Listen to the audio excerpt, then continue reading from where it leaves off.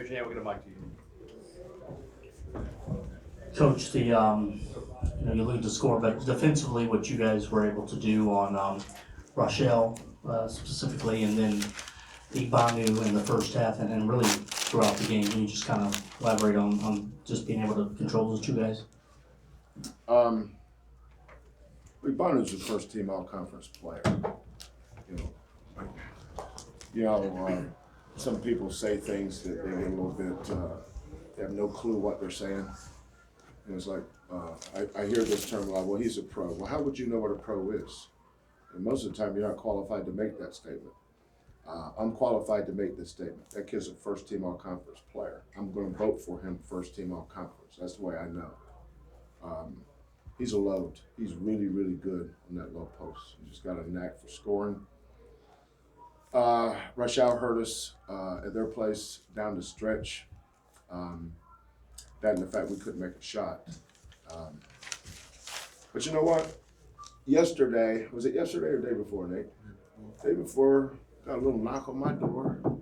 The Nader comes around the corner and said, Coach, can I talk to you a minute? Sure, come on, man, son. He explained to me why he wanted that assignment. I'd already given it to somebody else on the initial, we have, kind of 2.5 different levels of our scout. The half level we had already assigned who was going to have it without getting into, the scouting report per se. And they came and said that he felt like that would help get him going. But I think that's respect for Rochelle. I mean, he's coming off a game, we're at 18 on the road at South Florida. He's a good player. So is Nate. Nate took the challenge, did a good job with it today. And then with Igbanu, I mean, we played 2 5s. Last year we played 3 5s. Year before that we played 3. Year before that we played 2. We're just doing what we've done for 6 years. Caleb, can you talk about the zone that you got into early in the second half? It was really just me making shots. My teammates was giving me the ball. They wanted me to go make plays.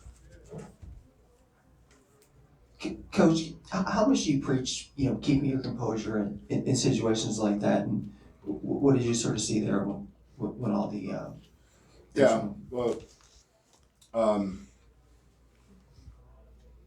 Tulsa's a good program. Frank Haith is, I respect him as much as any coach. The game was getting away a little bit. They have a lot of pride. I don't know. But we've been in these situations so many times. My rule is if I see anybody retaliate, you're coming out. And I mean, if in verbal, it doesn't matter, you're coming out. The most important thing we have going here is our basketball program, period. Not you. It's not about you, it's about our program, so don't do anything to embarrass our program. So, but our kids did a great job with that. Frustrations arise. Tulsa's got a good team. They were just behind us in standings coming into the game. So, and I thought they played well the first half. Now we couldn't throw it in the ocean if we're standing on shore, but that's not surprising. I've seen that a lot. But when we start getting home on the offensive boards is when we're pretty good. We don't expect to beat anybody with our first shot. It's not an opinion; it's a fact. We're not a first shot team. We're a second shot, third shot team. We know that. That's the way we practice. That's the way we prepare. And when they come into the huddles, if they're not doing that, then I'm going to get somebody else that's give me a little bit better effort, or we'll make some changes. Did you get an explanation on Fabian why he was called? I didn't ask. I didn't care. I just wanted to get to the next play. Coach, can you give an update on Quentin Grimes? No, I have no. I do know it's it's on his pelvis. It's a ball, the covering that goes over the top of it. He fell on top of that and hurt himself. I don't have an update. Nate, can you Do you remember the diving on the floor after you missed the corner three, and then the ball ended up going to Caleb for 3? You remember that play? Describe that play for me. Best way I could describe it is the culture of the program. Loose ball, 50-50 ball. So it's on the ground, hustle play, and I just wanted to make a winning play. Coach, can you talk to me about Fabian early? He had a good start. He had a couple of shots early and just setting screen. Yeah, we went back to the first Tulsa game. I'm not even sure if Fabian even scored in that game. That game was so early. What game was that in the conference season? You guys know? First or second or third, something like that. But we're playing with freshmen on the World Conference play for the first. We've had to do so many maybe outside the box things with our team this year because of our youth. But I didn't think we did a good job with our ball movement against that zone. We played against some really good zones this year. Before Washington had all their roster depletions, they were really good. And when we played Washington and Hawaii, that was the best zone we'd seen. And then the zone that we saw against Tulsa was really, really good. Tulsa's zone's good. I mean, that's for real. They're good at that. But we didn't do a good job of attacking it. They do something unique at the top and that they don't fight over screens. And, we like to screen zones. And when you slide it, we gain no advantage. So now if you can't screen it and get downhill with the roller and the ball, then you've got to move it.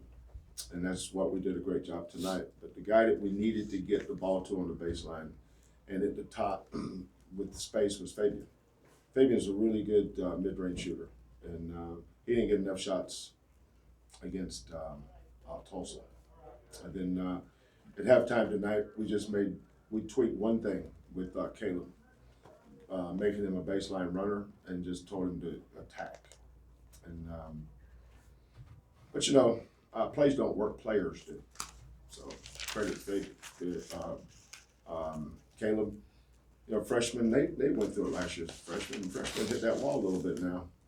They haven't played basketball this long, this intense, this many games. And the youngster over here is hitting that wall a little bit. He's struggled here lately. I told him to shoot around. He needed to start mixing some makes in there with his misses. I thought he did a good job of that tonight. Maybe I should have said that before the SMU game or the Cincinnati game. Caleb, that wall, you and us, we talked to you about it earlier in the week. Practice-wise, did you feel like you were able to maybe get a breather coming into this game, maybe get your legs back a little bit, or what was it exactly? Or was it like he said, setting you up and having you go out there and attack? I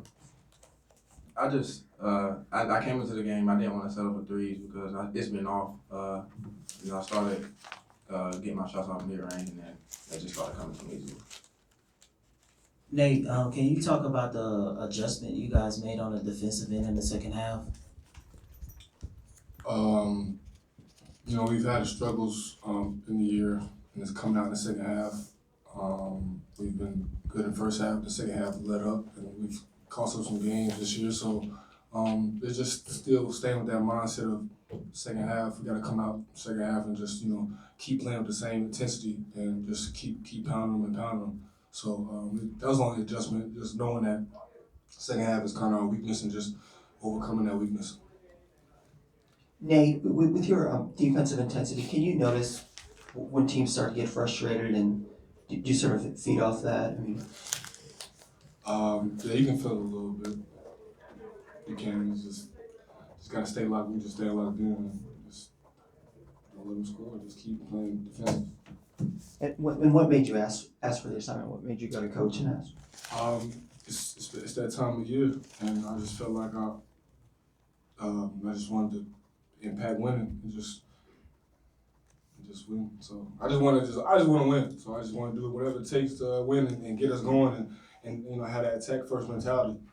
So And that's what both these kids are. They're winners. There's and Nate's it's like free throws tonight. I knew going into the game, if there was technicals, Nate was going to shoot the technicals, even though he doesn't have a great percentage. But Nate's got a great stroke. And sometimes these kids have to give themselves permission to be successful. Sometimes we search and search for the enemy, and it's right there in the mirror, you know. And Nate's a really good free throw shooter, and so he went 10 for 10 tonight.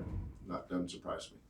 I think he got confidence with those first two, and then he stayed with it. And this one over here, just I thought his defense was outstanding tonight, as well as he scored it. I thought his defense. I see you go up and snatch a defensive rebound lead to break their slam.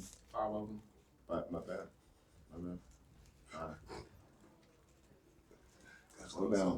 Slow down, Tiger. Coach, can you just talk a little bit about the overall effort? These guys, Yeah. we're going for loose balls. Yeah, proud of just really proud of this team. You know, it's not easy to win games.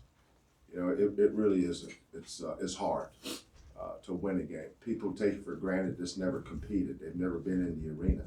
You know, they say, well, who you playing? Oh, you're gonna win that game. That's just ignorant. That's not the way this thing works. You gotta get ready to play. You know, and that's why we practice like we practice. That's why we prepare like we prepare. That's why we put so much attention to detail in our scouting reports. And why our staff. I've got a great staff. You know, these guys do a tremendous job with our player development and with our scout report assignments. And then you see the effort tonight. But everybody in our program plays for each other. There's something way bigger than ourselves. You know, losing programs, they play for themselves. The winning programs, they play for something bigger than themselves, and that's why we win around here a lot. It's our guys buy into playing for something far bigger than themselves. Anything else?